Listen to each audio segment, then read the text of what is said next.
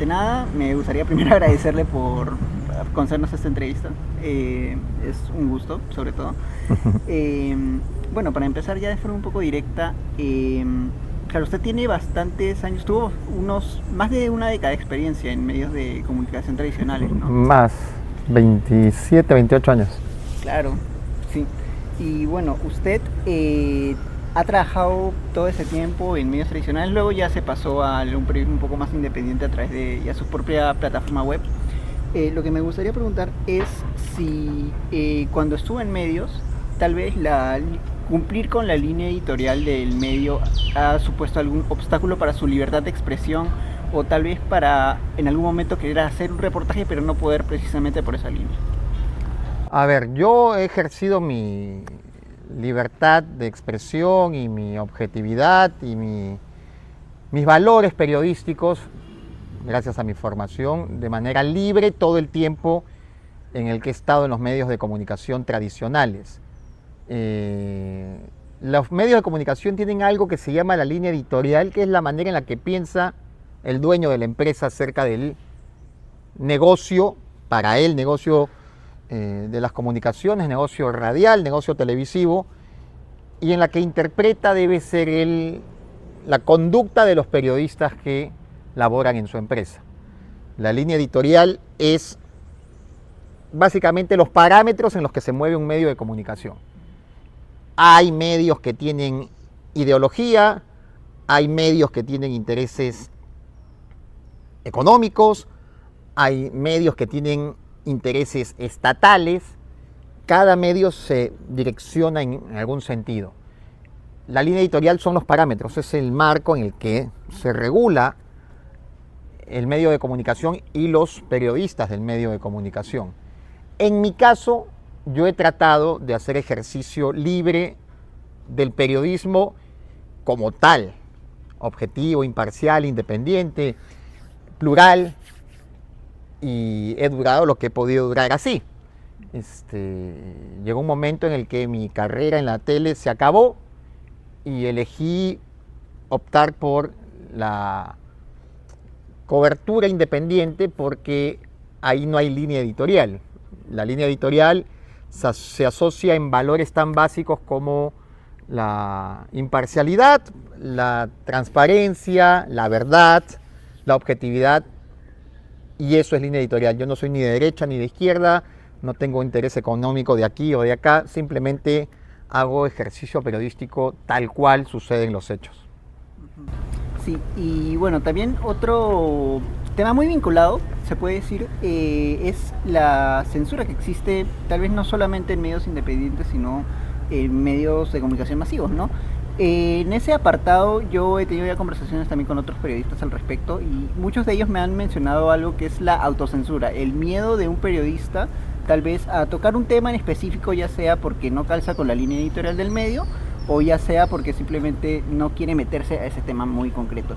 ¿Usted coincide con esos periodistas o usted considera que la autocensura no es tanto un problema en el mundo del periodismo actual? Es que cuando tú practicas el periodismo con valores no tienes por qué autocensurarte. Yo te voy a poner un ejemplo. En un canal un día, el director de noticias me pidió que haga un guión de unos cambios ministeriales. Yo escribí los cambios tales cuales eran. Salió este ministro, entró este ministro, ingresó este, salió este. Pero ellos tenían un objetivo hacia un determinado ministro. Querían descabezar a ese ministro. Entonces, cuando yo presenté el texto, está bien tu guión, pero acá vas a decir que este ministro hizo esto, deliberadamente, direccionado. Entonces le dije, pues no, si vas a ponerle eso, ese texto lo lees tú. Ah, ¿no lo vas a leer? No, yo no voy a leer porque eso no es periodismo. Entonces, uno conoce lo que es la línea del medio, pero tú no estás sometido a la línea del medio. Si tú haces una práctica del periodismo en valores y la verdad supera la línea editorial, tu responsabilidad con el público es decir la verdad, no ocultarla, no manipularla, no maquillarla. Entonces, la autocensura sucede cuando el periodista tiene temor a perder su empleo por decir las cosas como son. En mi caso no he practicado autocensura. He intentado ejercer el periodismo de la manera más transparente posible y eso me ha permitido, hasta donde llegué, hacer periodismo en medios tradicionales. Un día el canal me dijo: no trabajas más acá, ¿ok? Sin ninguna explicación válida. Yo entiendo por qué pudo haber sido, pero yo hice ejercicio absoluto de mi responsabilidad como periodista, que es llevarle a la gente los hechos como son, llevarles la verdad. Correcto. Y bajo todo este marco que ya terminado de mencionar, entonces, ¿no calificaría el editorial como un obstáculo para aquel que quiere hacer periodismo? No va a ser un obstáculo en tanto tú tengas valores bien establecidos. El periodista que es no solamente capaz, sino íntegro, tendrá trabajo en cualquier otro medio de comunicación que encaje con eso, con integridad. La línea editorial tiene sus parámetros, pues la línea editorial marca básicamente cómo se mueve el negocio. Y son los parámetros del dueño. Ya te decía, pueden ser parámetros ideológicos, políticos, económicos, y cada medio tiene sus propios parámetros. El día que el periodista se somete sin contemplaciones, sin cuestionamientos a la línea editorial, deja de hacer ejercicio íntegro del periodismo. Es un parámetro, es una barrera en cuanto el periodista se somete. Si el periodista no se somete, si esto es celeste, yo tengo que decir que es celeste, pase lo que pase. No puedo decir que es azul claro o blanco, es celeste. Si el periodista se somete a la línea editorial, sí tiene una frontera inquebrantable. Si el periodista hace ejercicio de sus principios y sus valores, podrá ejercer periodismo donde él quiera. Sí, y bueno, pasando a un segundo tema que viene a ser ya el periodismo en la era digital, ¿usted considera que tal vez existe un límite, una línea marcada entre hacer periodismo en redes y simplemente hacer opinología en redes? Es que son dos cosas diferentes. El periodismo se basa en trasladar los hechos al público. El periodista tiene como responsabilidad llevar la información de calidad acerca de un hecho determinado a la gente. Esa es la responsabilidad, informar. El periodista informa. El comentarista opina. ¿Puedes hacer el periodismo de opinión? Sí, siempre y cuando tú marques que estás haciendo periodismo de opinión. Cuando los periodistas, sobre todo aquellos que no tienen formación periodística, que han entrado por la ventana al periodismo, hacen de opinólogos, pero maquillan esto como información, están direccionando a la opinión pública. Y sucede en los medios tradicionales y en las redes mucho más masivamente porque las redes no tienen control y no le imponen al creador del contenido que diferencie si es periodista o no. En las redes sociales todos hacen su uso de su derecho a la libertad de expresión y opinan. Pero la gente, el público, tiene que aprender a diferenciar entre la opinión de un civil, de una persona natural, y la opinión de un profesional. Pero mucho más importante es que aprendas a diferenciar entre una opinión disfrazada de información y la información, porque son dos cosas distintas. Hay muchísimos comunicadores con tendencia, con ideología, con interés, que disfrazan sus opiniones como información para direccionar a la gente. Lo que nosotros los periodistas de formación debemos mostrar o enseñar es que la gente diferencie qué cosa es opinión, qué cosa es opinión disfrazada y qué cosa es información. Correcto. Y otro punto que justamente mencionó es que en las redes sociales uno en realidad tiene bastante más libertad para hablar de los temas que considere más relevantes, ¿no? En ese sentido, ¿usted considera que los algoritmos, que son un poco esos mecanismos por los cuales una red social recomienda o deja de recomendar cierto contenido, son un desafío para aquellos que quieren hacer periodismo en redes? No, porque el periodismo de calidad tendrá siempre un espacio. O sea, yo una de las cosas que aprendí al comienzo, yo trabajaba en la tele y estaba muy asociado a las mediciones de rating. Y en la tele uno se convierte en esclavo muchas veces de eso. Eso me lo llevé en una parte al digital, entonces yo tuve una gran salida al comienzo con números muy altos, pero en algún momento mis números se desplomaron y me estresé por eso. Pero después aprendí que el día que el algoritmo no te acompaña, pero la información es de calidad, es mucho más importante lo segundo que el algoritmo, o la cantidad de vistas, o la cantidad de likes, o la cantidad de reenvíos o de compartir que tiene tu video. Es mucho más importante entregar información de calidad, pulcra, periodísticamente hablando, que hacer likes.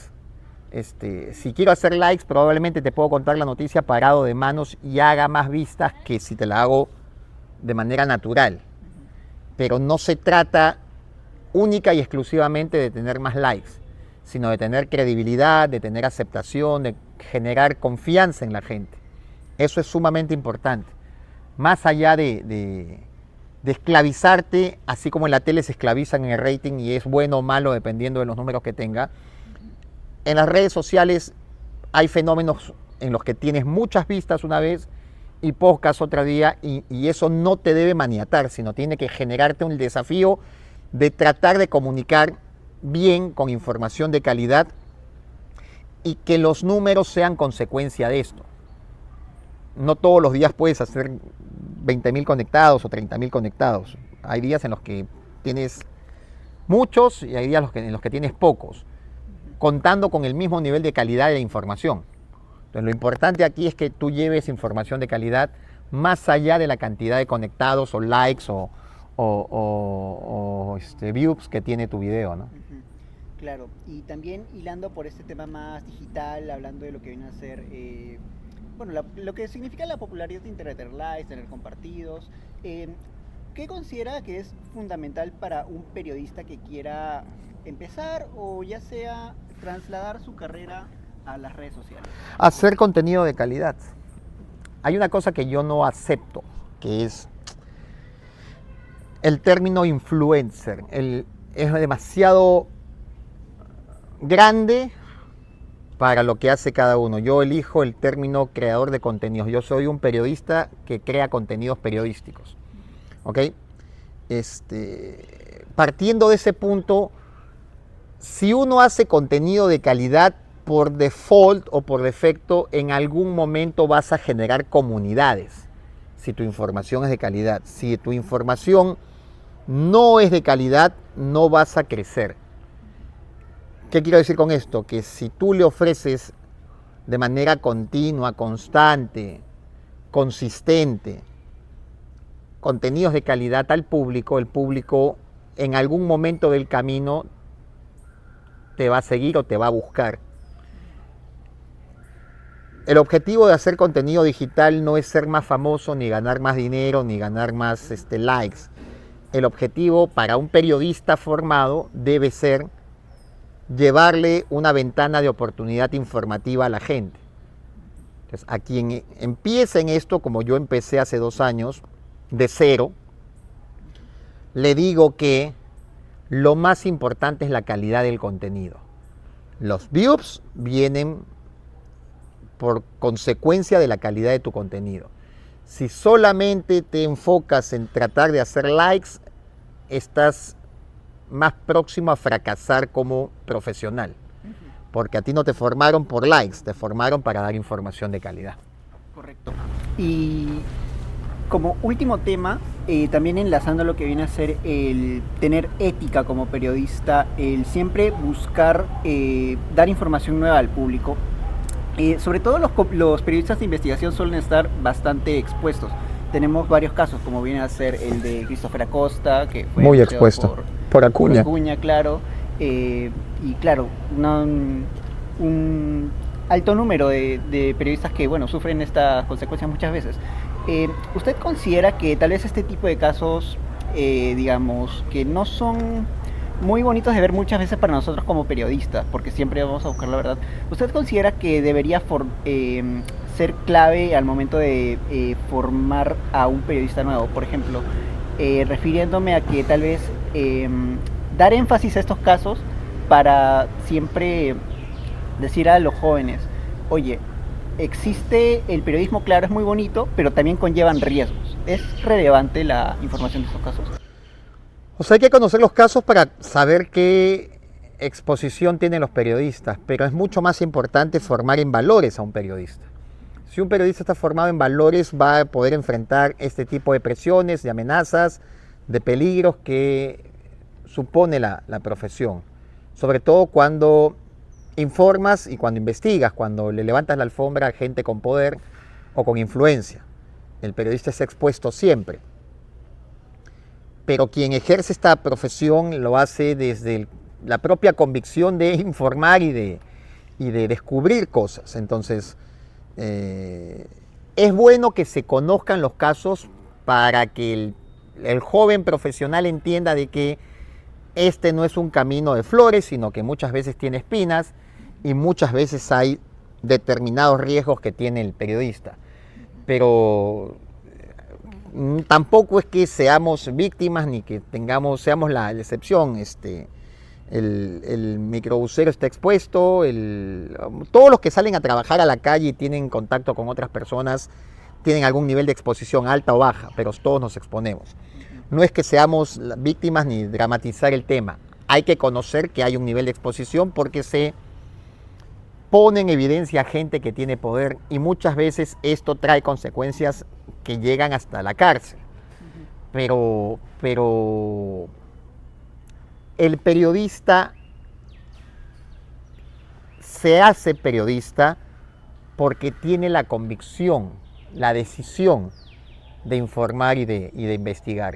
El que no tiene esto, pues simplemente no puede hacer ejercicio del periodismo. Por eso yo soy un defensor, por ejemplo, de la formación del periodista en escuelas o en instituciones superiores de educación, porque el periodismo últimamente tiene mucha penetración de paracaidistas, de gente que se mete y ejerce periodismo sin haber estudiado un ciclo de periodismo.